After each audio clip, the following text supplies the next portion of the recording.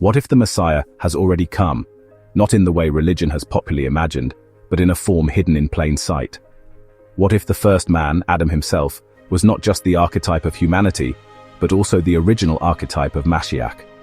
What if the story of the garden, the fall, and the exile from Eden was not merely the beginning of human history, but also the first act in a cosmic drama of redemption that began long before Sinai and ends only in the dawn of a world we've yet to see?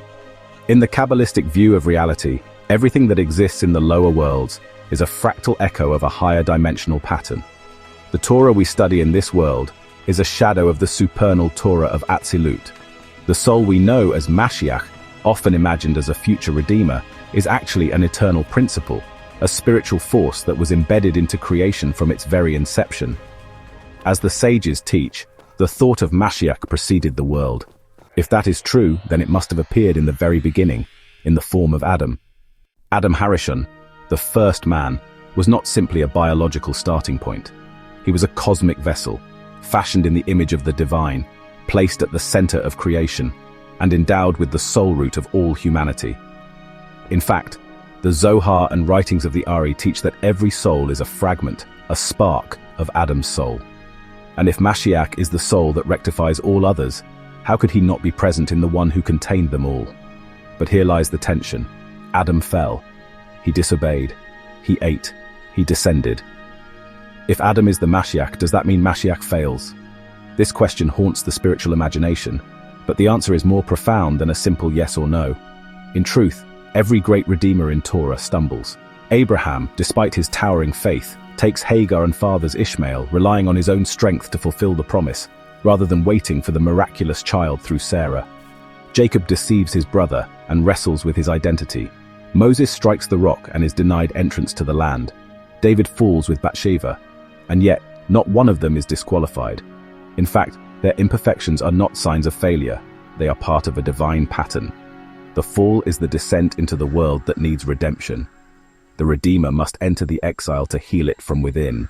Kabbalah teaches that the worlds of Tohu, primordial chaos, preceded the world we now live in.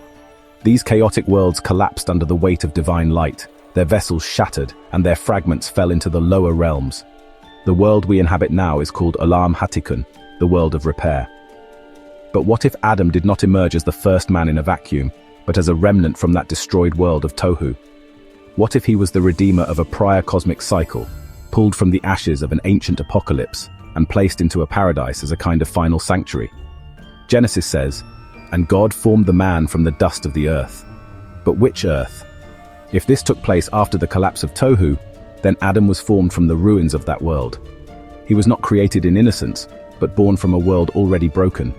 He was the Noah of his age, taken from destruction and placed into a garden, a dimensional realm that was not merely beautiful, but messianic, a taste of the seventh day, the millennial age of that primordial world.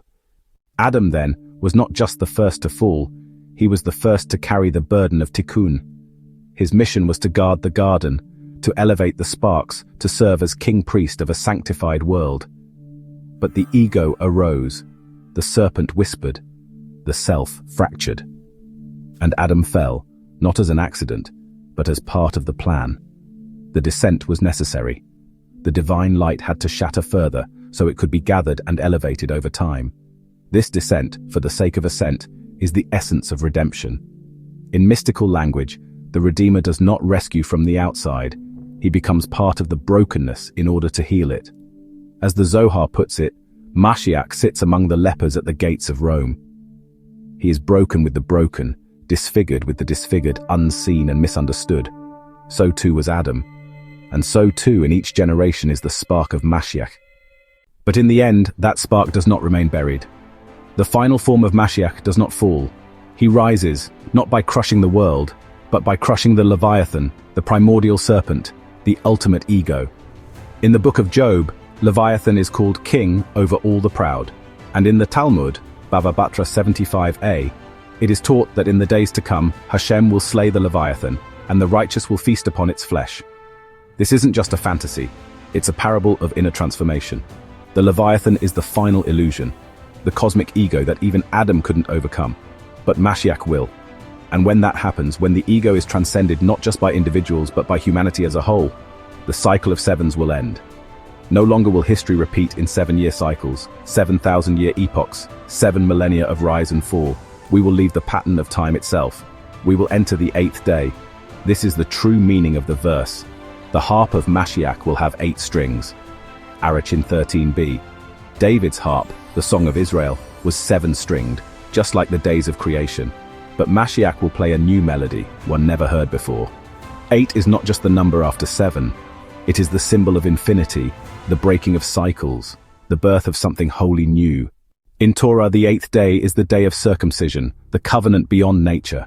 It is the day the Mishkan was inaugurated, the day the clouds of glory returned. And in the cosmic sense, it is the day when Olam Haza ends and Olam Haba begins. A world beyond death, beyond struggle, beyond even tikkun. A world not built on fixing what was broken, but on creating what has never been. So perhaps Adam was Mashiach in disguise. Perhaps his fall was not failure, but the first step in a journey that leads us all home. A journey that will pass through every shadow, every exile, every death, until the final soul, the final spark rises, and the harp of 8 strings is heard at last. Thank you for watching. This has been a presentation of Avraham Imuna.